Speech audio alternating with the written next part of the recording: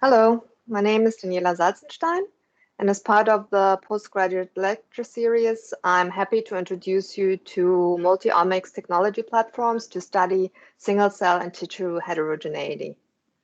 For the purpose of this presentation, I decided to focus on the concepts of these technology platforms rather than going into details of specific studies, and I do hope that this general overview will help you to better understand the current literature in this quickly evolving field.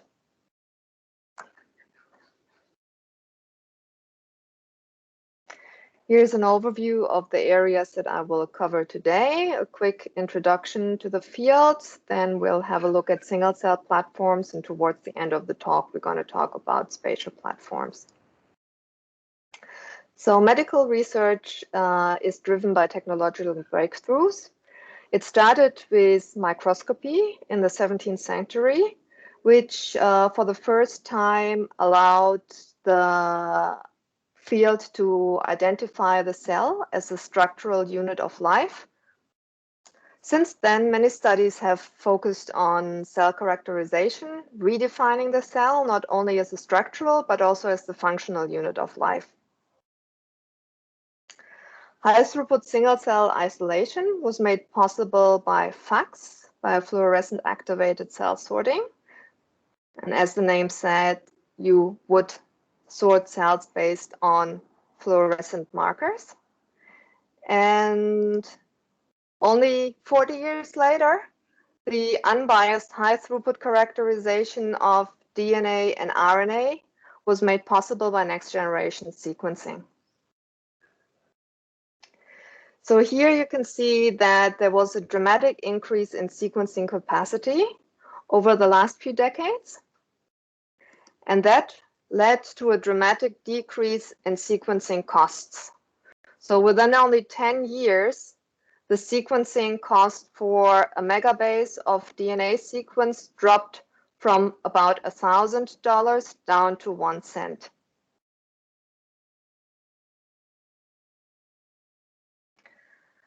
And here are the four main next-generation sequencing platforms. They can roughly be divided into short and long-read sequencing technologies. They vary in their throughput, they vary in their read lengths and in their input requirements, and their overall cost for the experiment. Currently, the Illumina platform is the dominating platform in the field, but it is important to point out that the sequencing technologies between each of these different platforms varies. So Illumina is currently the dominating technology, but what these platforms have in common, despite a different sequencing chemistry and approach, is that no a priori knowledge of the genome is required. Single nucleotide resolution is provided. They have a large dynamic range of signal and very high reproducibility. So these high throughput platforms really allow the throughput that is required for multi-omics studies. So, but what do we really mean when we say omics? So omics really describes the unbiased global detection of all markers of a given type. So if we talk about genome and genomics, we talk about characterizing the entire DNA of a cell. If we talk about transcriptomics, we talk about all the mRNAs that are transcribed in the cell, and we talk about cell state, cell types, and gene expression.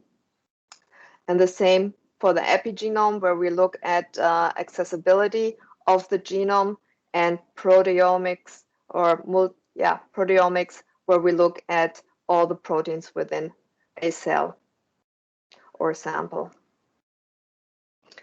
So, but why are we really interested in single cells? So complex organisms are composed of trillions of cells, and they're all derived from one fertilized egg. And while all the cells, by and large, share the same DNA, they vary significantly in the genes that they express to carry out cell type specific functions. And that can be characterized either by the mRNA itself or by the protein that will be expressed from translation. So when we have a closer look at these markers of heterogeneity, there are some significant differences. So the proteins are very stable, whereas the mRNA is transient. It comes in bursts and it degrades easily. But there are many more transcripts that we have that we can target than we can target surface markers at this point in time.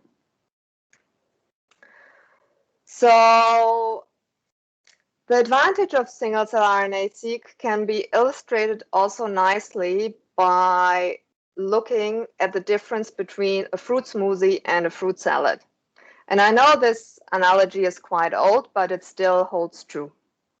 So while both contain the same exact fruit, you can no longer distinguish the fruit in the smoothie, but in the fruit salad you can. So let's pretend that you are looking for the genes that cause the color red. So you will find it in the smoothie. Yes, you will, by looking at the average gene expression across all fruit, since red is very abundant. And it could look something like this. In the fruit salad, on the other hand, you can really look at the individual pieces of fruit and you can distinguish them based on their color, say, for example, like depicted here, and they will cluster. And now you can identify the subgroups. So you can select based on the marker red that you're interested in. And then you can look at the expression of the same 3 genes in these subgroups. And what this can tell you is that in one of the groups, maybe gene A is very highly expressed, while gene 3 is almost not expressed at all. But in the second subgroup of root fruit, it's exactly the opposite. So on average, it would appear that all 3 genes are equally strongly expressed. But if you look at the subgroups and the single-cell resolution, you can appreciate that the distinct subgroups are quite different from each other.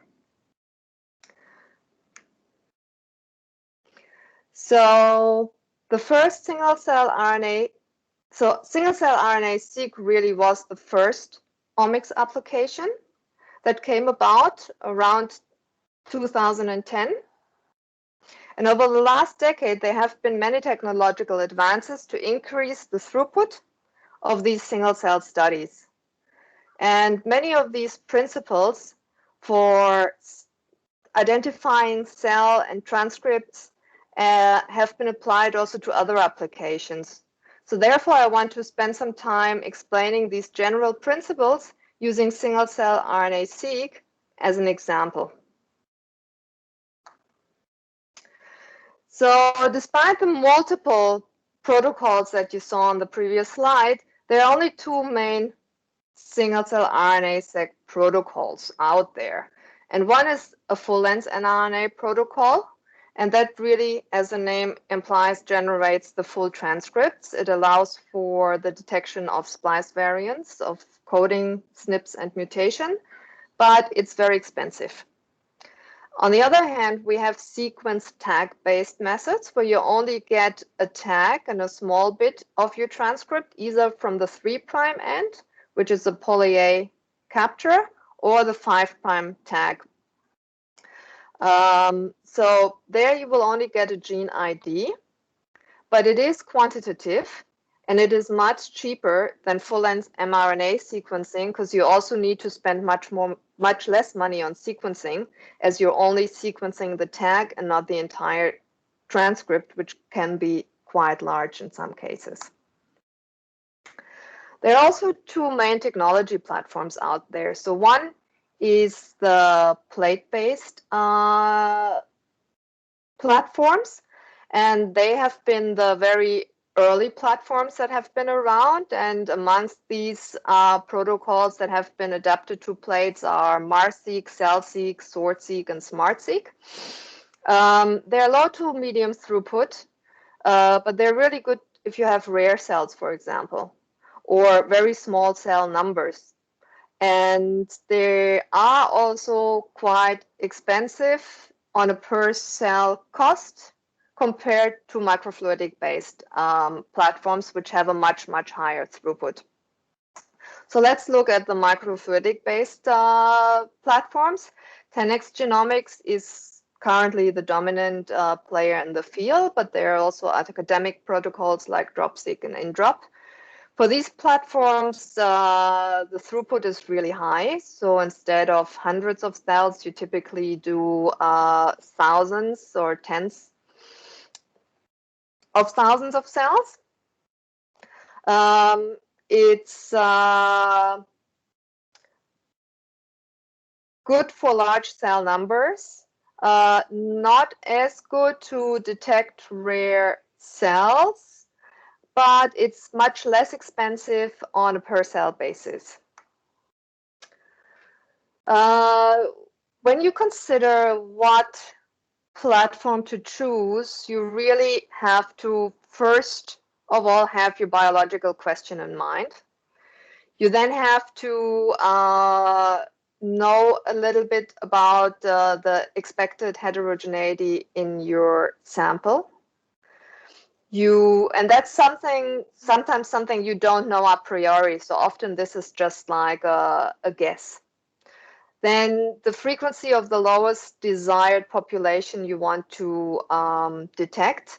So do you want to detect populations as low as 10% of all the cells, 1%, 0.1% of the cells? The number of cells that you have available for the experiment, because you can very easily say you want a rare population, but then you also need a lot of cells to put into the system. The number of samples you want to process, because depending on what platform you use, some are better suited for many samples at the same time than others. The sensitivity, how many RNA molecules do you want to detect? And logistics and overall cost.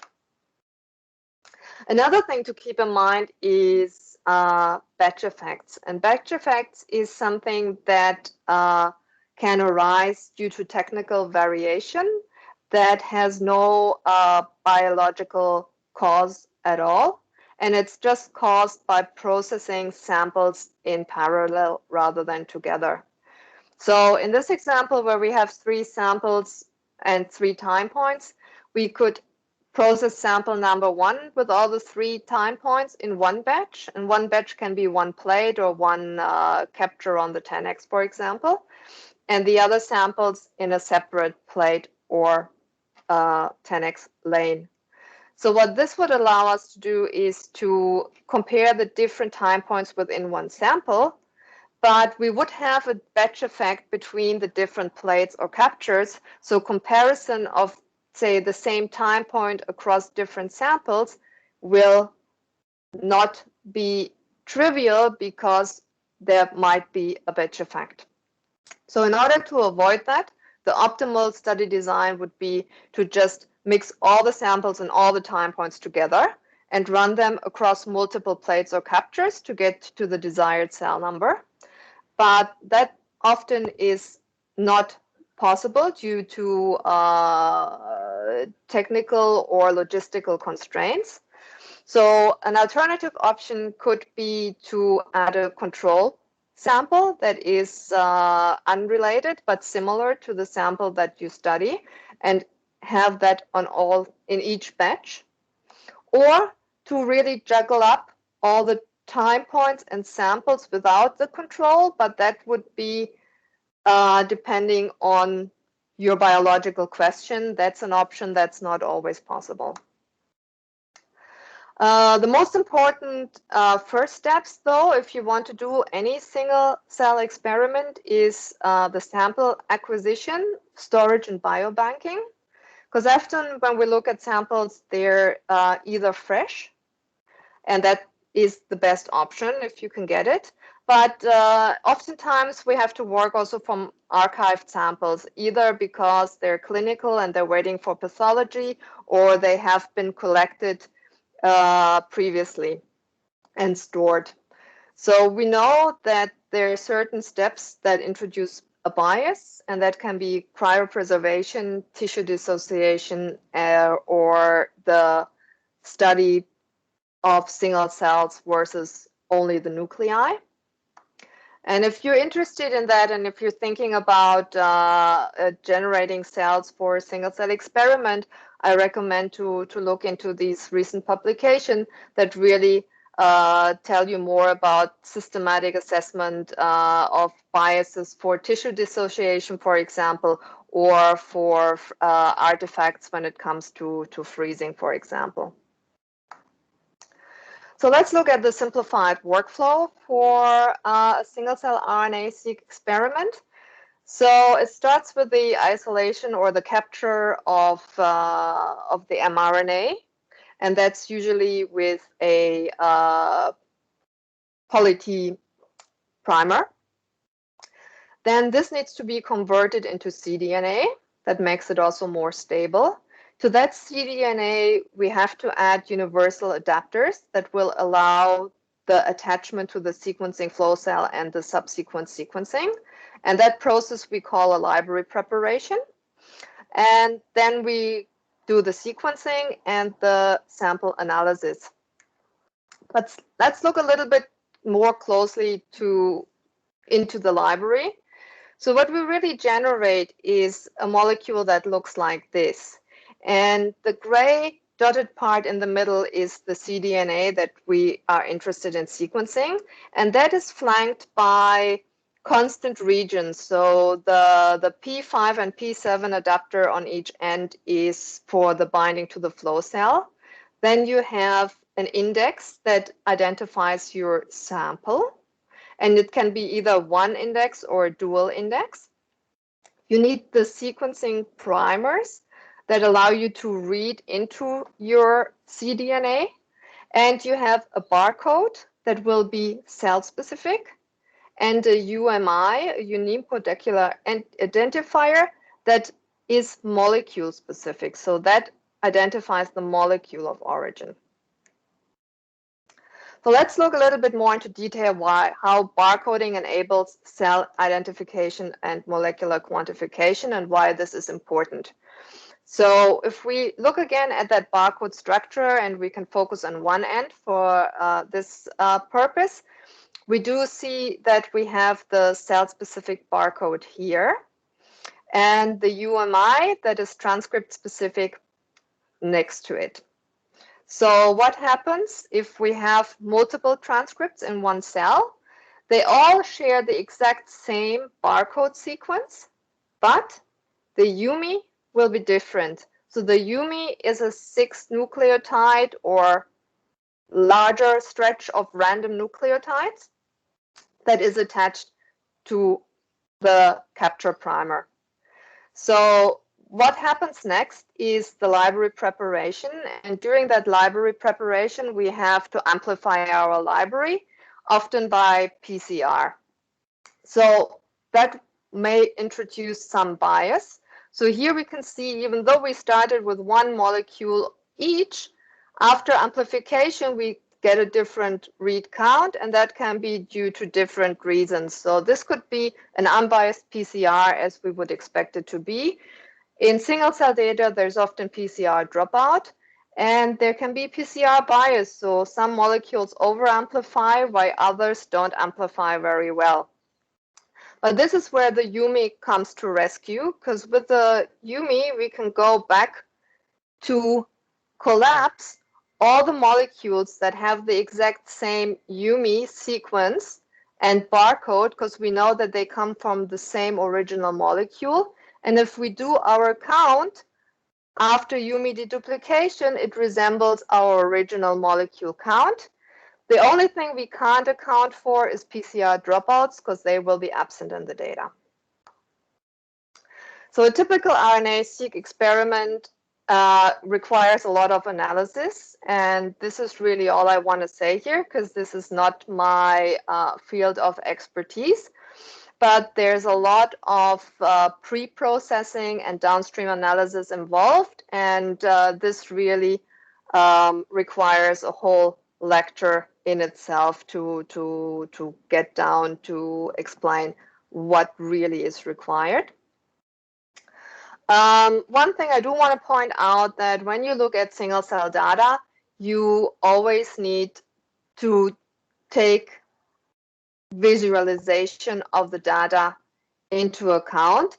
And for that, you need to do a dimensionality reduction in one way or another. So you're probably all very familiar with heat maps that show cells on the x-axis and gene on the y-axis.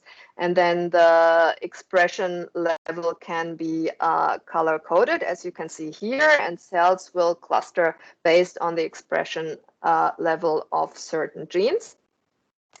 When you come to single cell data sets and you have thousands or tens of thousands of genes, then a heat map is not very helpful anymore.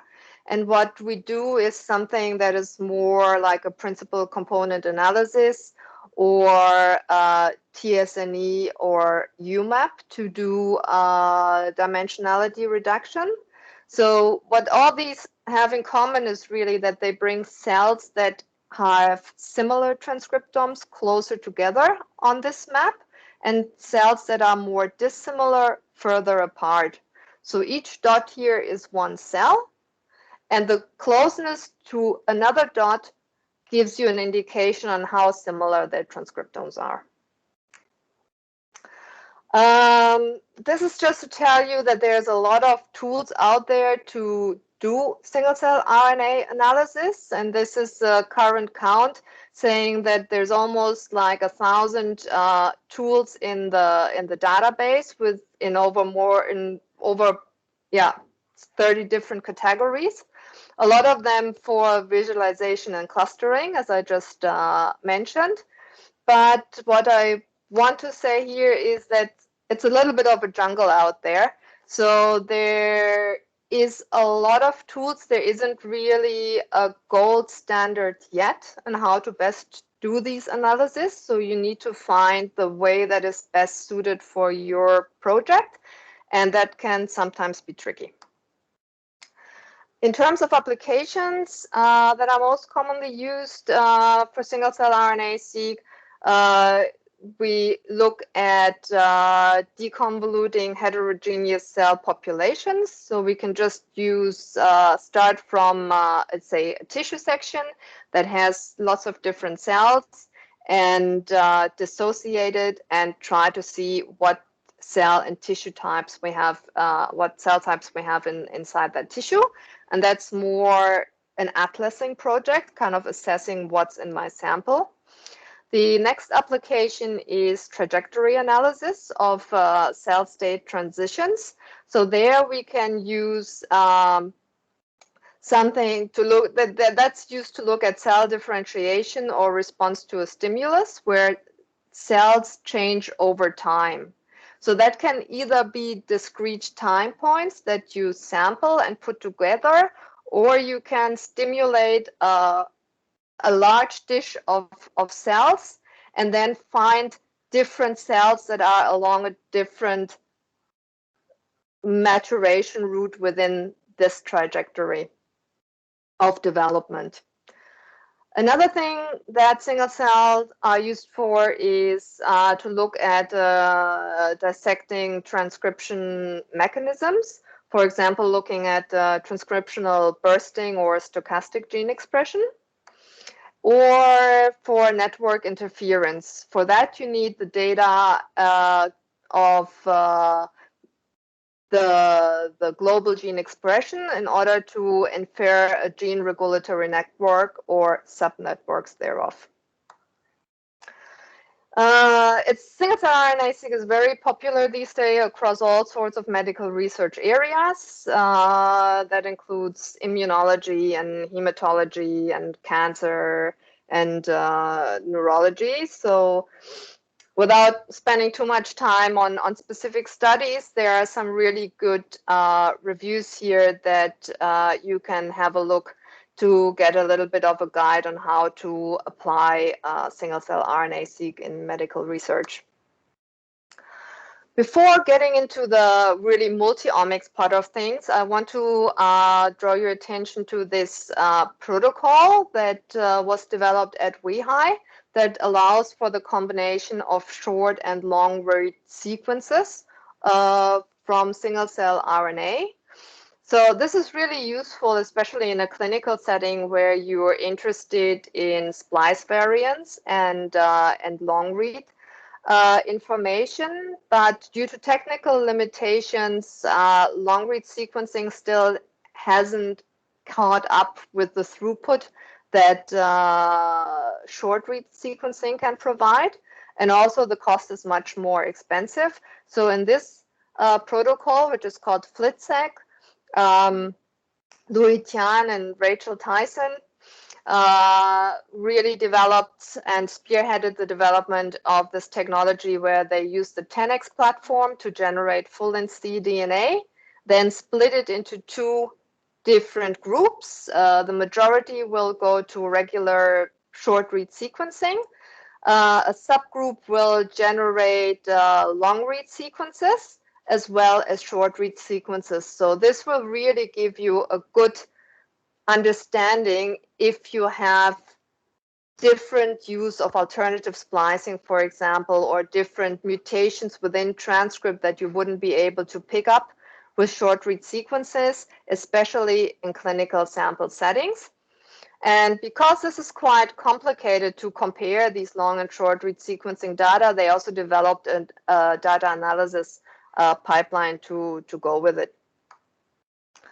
So now we're at the point where I really want to say a little bit more about multi-omics protocols, because mRNA and single-cell RNA-seq was the cornerstone of single-cell protocols. It's often in the center of the multi-omic protocol. So it's often single-cell RNA-seq plus something else. So it can be single-cell RNA-seq plus genome in order to find association of genomic alterations and gene expression.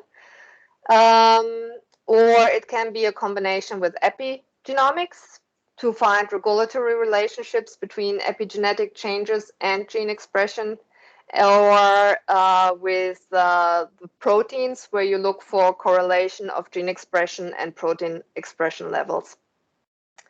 So one of the most popular protocols that has been widely adopted is CiteSeq, and that's something I want to spend a little bit more time on.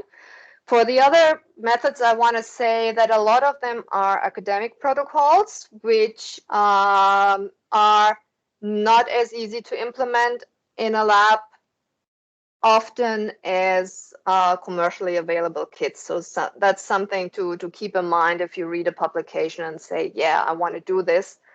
Keep in mind that implementation might take some time. So, but when talking about transcriptome and phenotype, one from the same cell, like a really easy way to obtain it is to use FACS sorting to deposit cells in a 384 well plate for the plate-based technologies.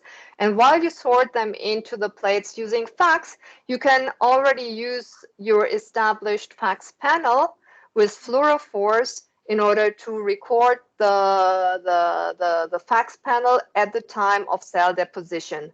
So then you will generate your RNA-seq data as well as the corresponding FACS data for each individual cell, which can then be combined for analysis. That's really helpful oftentimes because you end up with all of these clusters in the single-cell RNA-seq clustering. But you need to look for marker genes in order to really annotate these clusters. And sometimes you have cell surface markers that can really clearly identify certain clusters as being a specific cell type. But But when we look at antibodies that have fluorophores, we are limited in the dimension of how many fluorophores we combine in a FACS experiment, and that's usually between 1 and 12. And if you're really skilled, you can push it to 15 or more. Then there's an option to label the antibodies with heavy metals. So then you bring it up to 40 dimensions. You have about 40 different heavy metals to choose from.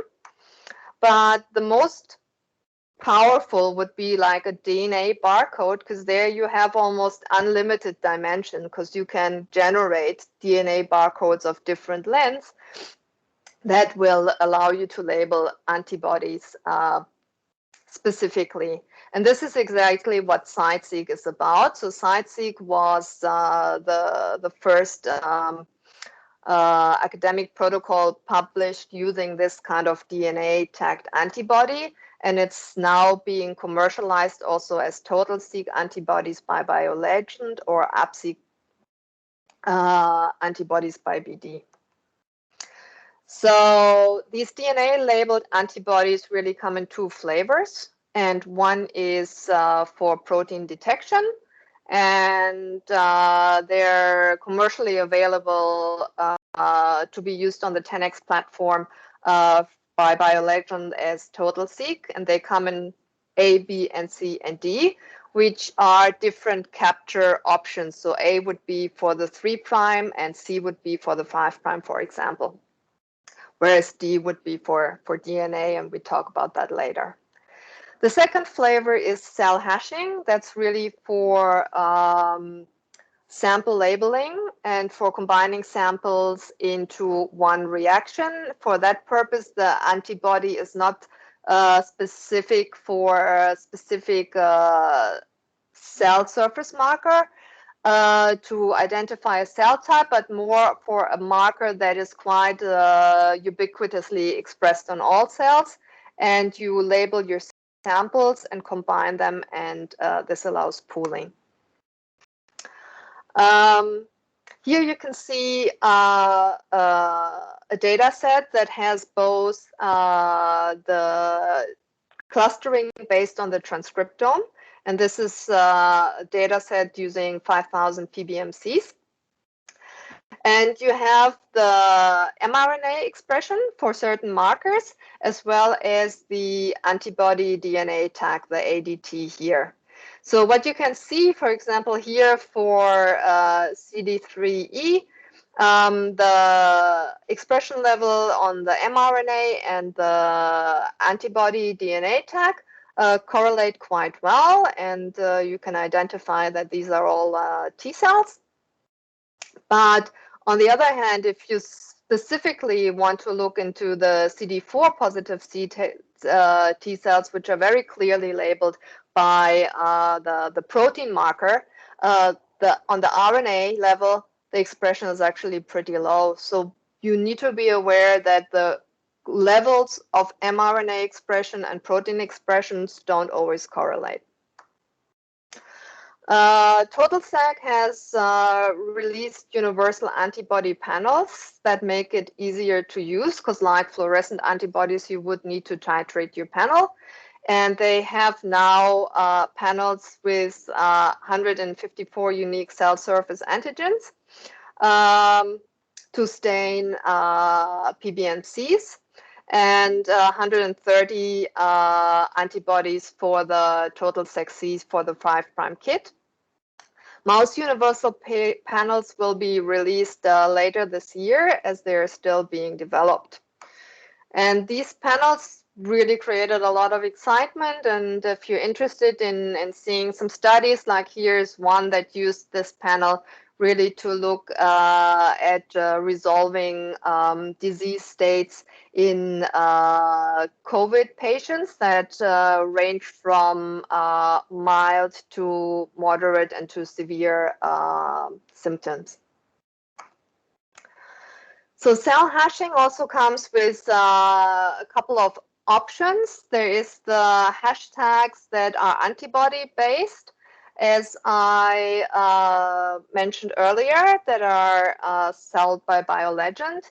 But there's also quite recently available lipid-based hashtags. So they are quite useful because they're species agnostic, unlike the antibodies where you need to have a surface protein that can be recognized. The 10x now offers these lipid-based hashtags, but there's also an academic protocol that was published that has lipid-based tags that can be loaded with DNA oligos that you can use as a barcode, and you can order as many of these as you want. So there you're not limited in the number of available tags.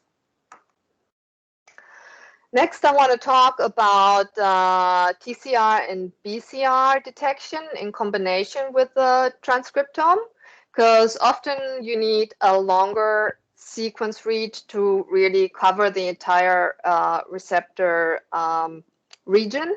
And these receptors also sit at the 5' end of the transcript. So you do need to use a 5' method to generate your transcripts to make sure you capture that region.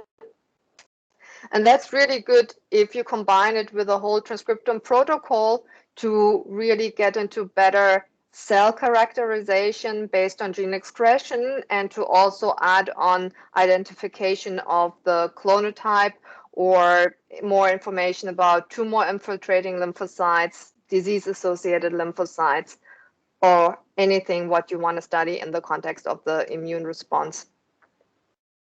And recently, 10x released their Multiomics immunology solution. So there you can really take your cell suspension, label your cells with cell surface marker or panels, and then have this suite of 4 different kind of readouts that you can generate from the same cell. So you can look at the gene expression by single cell RNAseq. You can look at the paired VDJ profiling by looking specifically at the receptor sequences, which will be amplified from the full-length cDNA in a specific PCR during library prep. You can do antigen-specific cell profiling, as well as the cell surface protein markers that we looked before. So that can really generate a full multi-omic, very powerful data set for you to work with. Next, I want to talk about DNA as a marker of heterogeneity. So it's very stable, but it's also very low abundance. There's only 2 copies per cell, which makes it really hard to work with unless you have to add a lot of amplification, which can cause a lot of bias. One way around this was a technology platform called the Mission Bio Tapestry, which is for single-cell DNA sequencing and analysis. And similar to the 10x platform, which is microfluidic based, so is this Tapestry method. So it really relies also on encapsulating single cells in beads that have barcoded reagents inside them. So the throughput here is very high. You can analyze around 10,000 cells in one Tapestry run. You can detect very rare subclones down to 0.1% in that population. To resolve the clonal architecture and to look for mutation and especially co-occurrence of multiple mutations within the same cell. This is just a quick picture to show you how this looks like in real life, the merging of the cells. And the way this works is it's not a whole genome approach yet. It works in panels. So, for example, you have different cancer panels here that have different number of genes, and then there's several amplicons per gene, which give you a really good uniform coverage over that over these mutations, and they are also clinical relevant and actionable mutations. So what can this DNA sequencing really reveal? Like, as I mentioned before, on a bulk sequencing level, you will get the variant allele frequency within your population. So you can see what alleles are expressed, but you cannot really detect how that looks on a single cell level. Whereas if you do it in droplets, where only one cell is captured per droplet, you will know exactly the zygosity as well as the co-occurrence of mutations within the same cell. And you can also detect really rare mutations. So if you have only like 1 in 1,000 cells that does have the mutation, you will never see it in a bulk assay. So this can be used to also look at therapeutic resistance, for example, and temporal studies of cancer, where you take a DNA sample at the time of diagnosis. And you could here in this example see that the tumor consists of 2 clones, one major clone here and a small subclone. During therapy, the major clone really is affected by the therapy and decreases. But on the other hand, the rare clone increases in frequency and there's emergence of a new clone. And at the time of relapse, the original clone you can see is almost disappeared, whereas the resistant clones that emerge during therapy are dominant. But you can now also exactly pinpoint what mutation they have and how they look like, and take this information back into the clinic. So even more powerful is the combination of this with protein markers. So not only can you look at mutations in the DNA in single cells, you can combine that with cell surface markers as well for immunophenotyping. So here in this example, you can see that you have certain subclones from a cancer patient, but you can now, based on the transcriptome or based on the protein markers, you are able to label the different cell types that they come from, and you can link the cell types with the DNA phenotype that is inside them. And also here, there's a panel now available with 45 different cell surface markers that can be combined. So this is a very powerful platform to take into cancer research. So now let me switch to the spatial transcriptomic methods, where we look at gene expression in combination with location. So very broadly speaking, there are 5 different approaches. One is just microdissection, where you look under the microscope, you cut out a little bit of tissue and then look at the RNA-seq within that tissue. That's not single cell resolution, but it gives you information about the transcriptome within a certain location. Then there is in situ hybridization, which is based on the hybridization of fluorescent probes against known RNAs on a tissue slide. So for this, you actually need to know what you're looking for. So it's not an unbiased method. There is in situ sequencing, where you do hybridize your RNAs either to padlock-based probes and sequence them on the tissue. You have in situ capture, where you have a slide that has a barcoded location, and you permeabilize your tissue and capture the RNAs on the location of the capture slide. And there is in silico methods as well that based on RNA-seq data will generate a map to virtually create a tissue.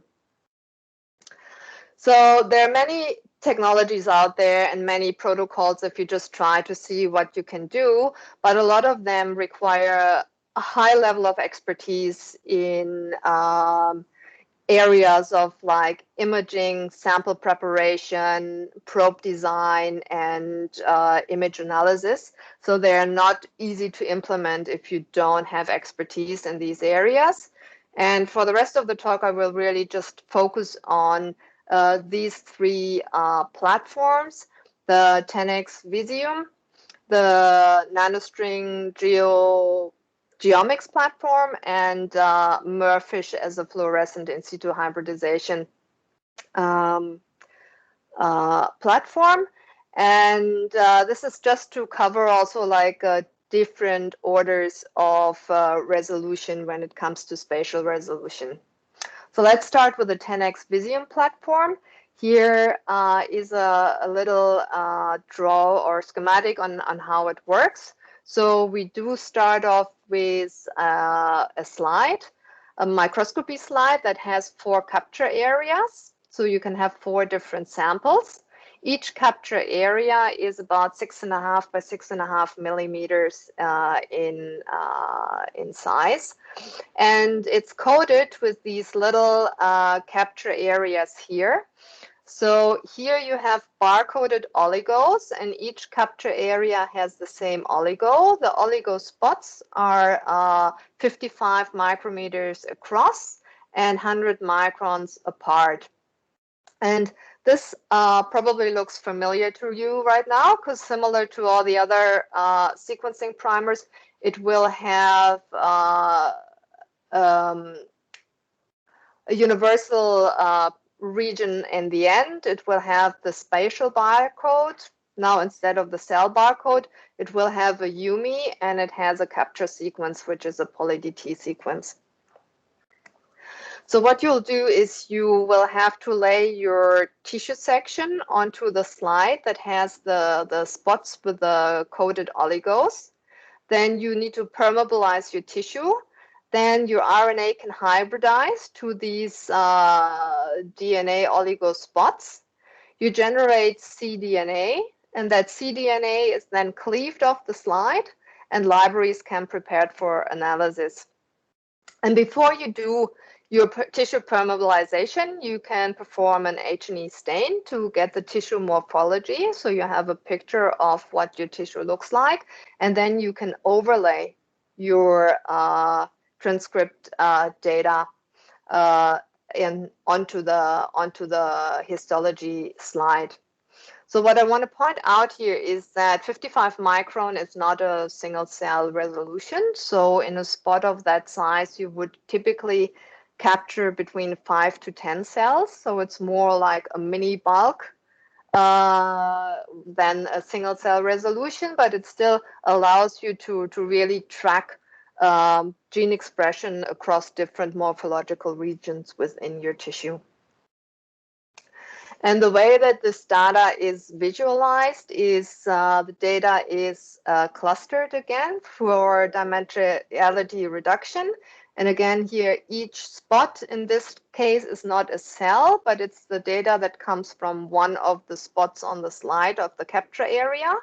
So they can be clustered based on their transcriptome and how similar they are.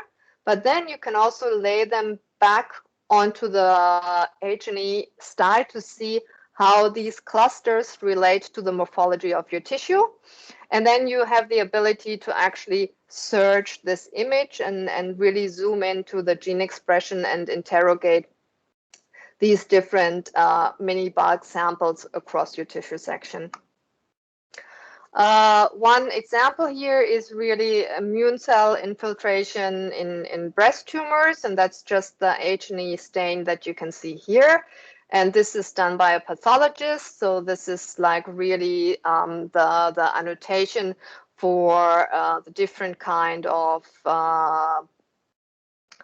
features that you can see, like normal glands and fat tissue, and here the immune cells and the invasive cancer. So if you now look at the gene expression based on immune cell annotation, for example, you can see that there is a very high expression of immune markers in these areas that have also been identified by the pathologist as being immune cells. But now you also have the option to drill down. So now you can look at marker genes for different kind of immune cells, and you can see that memory B cells are more highly enriched in these regions than other immune cells, for example. What I told you right now about the Visium, it works well for fresh frozen sections. So that would be sections that are put in OCT blocks. But soon there will be an option that is available also for already archived samples. Often you have sampled or tissue blocks in FFPE. And that will be available soon as well. And that has a slightly different approach to deal with a more degraded nature of these archived samples. Another technology is the nanostring geomics platform. And since we're getting a bit short on time here, I'm going to try and do this quickly. So this is a very different approach. So what this platform uses is antibodies and probes that are fluorescently labeled with the barcodes, but they also have photocleavable DNA markers. So what you do is you stain your tissue with a protein and RNA barcode or probe of interest. Then you can image it, and based on your fluorescent markers, you can then select regions of interest or ROIs, and that can be on morphology or expression of a specific fluorescent antibody that you can add to the stain as well. Then you select the region and really photocleave, expose the region of interest to UV, cleave off the DNA barcodes and collect them into a tube, and then sequence them so you know exactly which proteins and RNAs are expressed in the region of interest that you selected. Here's a nice feature of that platform because it really allows for segmentation of the tissue based on morphology. Here in that first panel, you see a tissue stain using 3 different markers. And what the software can do is to segment based on fluorescent markers. So the first segment is based on co-expression of DNA and pan-CK. And it generates a mask like this so that all the green bits will be illuminated and processed in one bulk sample. Whereas segment number 2 is kind of the opposite of it, which will look for the CD68 cells that are interspersed. But then you can activate these ones specifically and separate out these different morphological features in an automated manner and look at the bulk of these two. So this is often not single cell resolution, even though you could pick a single cell. So the region of interest can be as little as a single cell, but it's more efficient to do segmentation this way. Lastly, I want to talk about MERFISH, which is multiplex error robust fluorescent in situ hybridization. That's a truly single molecule method. So there we really get into the single cell and even single molecule resolution. So much higher resolution than what we have with the Visium or the geomics platforms. But for this, you need a lot of a priori knowledge. So you need probe design. You need to know what RNAs you're looking for. You need to design a imaging barcode that allows you to do subsequent round of images to to obtain what's known as a spatial barcode. So your probes will anneal to different molecules in different imaging rounds, and then these images are stacked, and you get a coordinate and phenotype that then identifies the transcript. So this is all pre-designed, but this really allows you very fine and very high grain resolution of your mRNAs within a cell.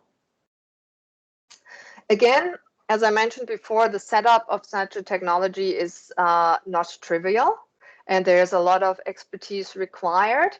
But the reason I mention it is that this MERFISH technology is being commercialized now by a company that is called VisGen. So it's a spin-off of the original lab. And the platform is called the Mirscope. And that will actually help you create custom gene panels. It has a solution for sample preparation, and it takes care of the imaging as well as the data visualization. So that can be a good option if you need that sort of really high resolution.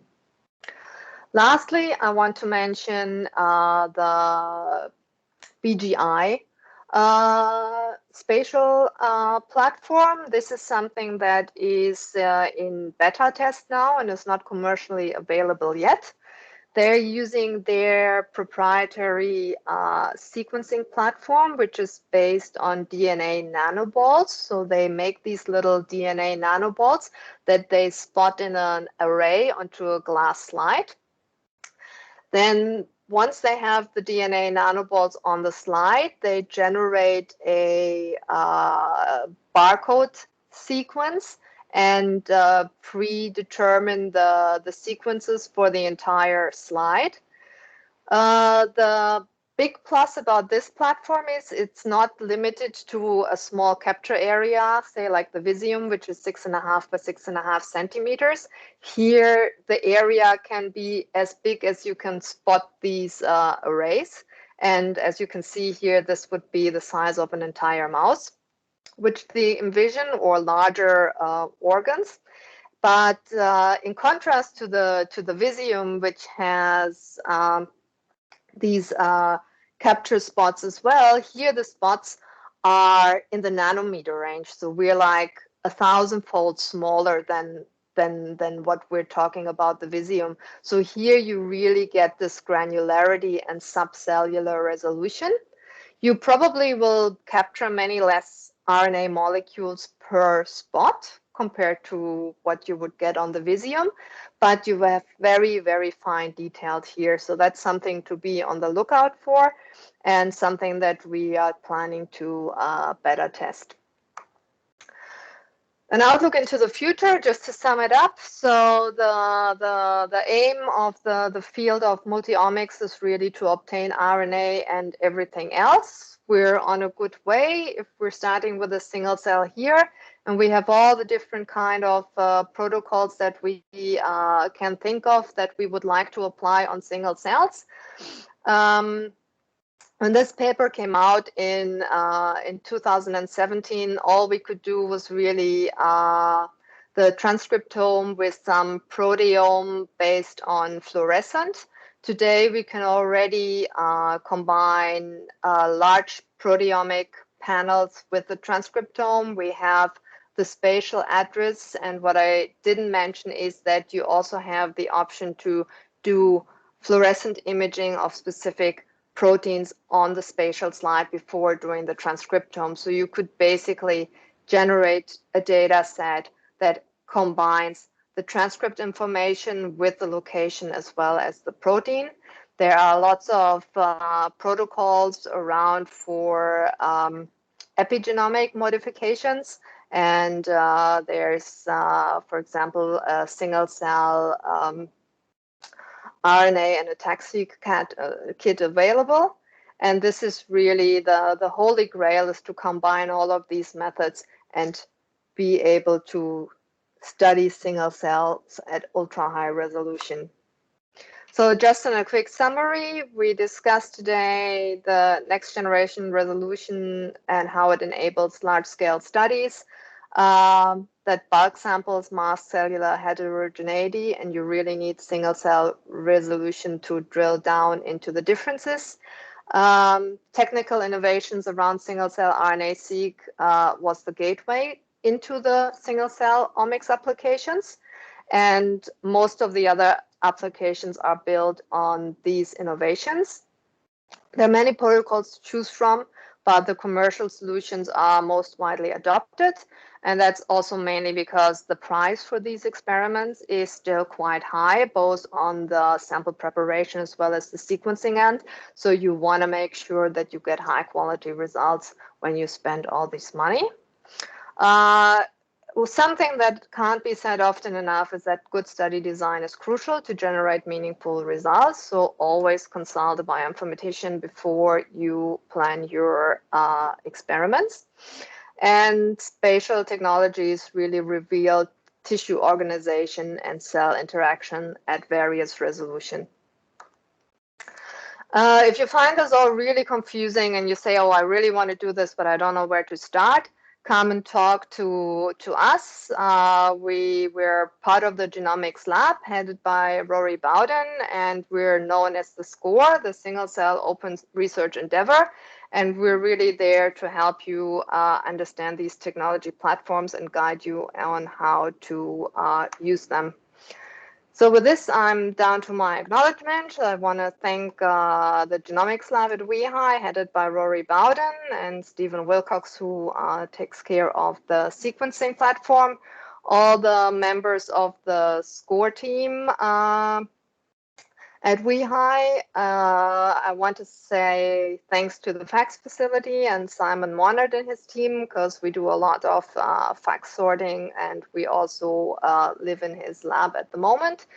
A big thanks to Charlene and Matt Ritchie, because they really were crucial in setting up the SCORE in the first place. Especially Charlene really did drive the development of single-cell plate-based assays here at WeHi. And a big thanks to all our collaborators that trust us with their precious samples, and WeHi for their ongoing support. Again, if you have any questions, you can send an email to score@wehi, and we're happy to talk to you. And thank you very much.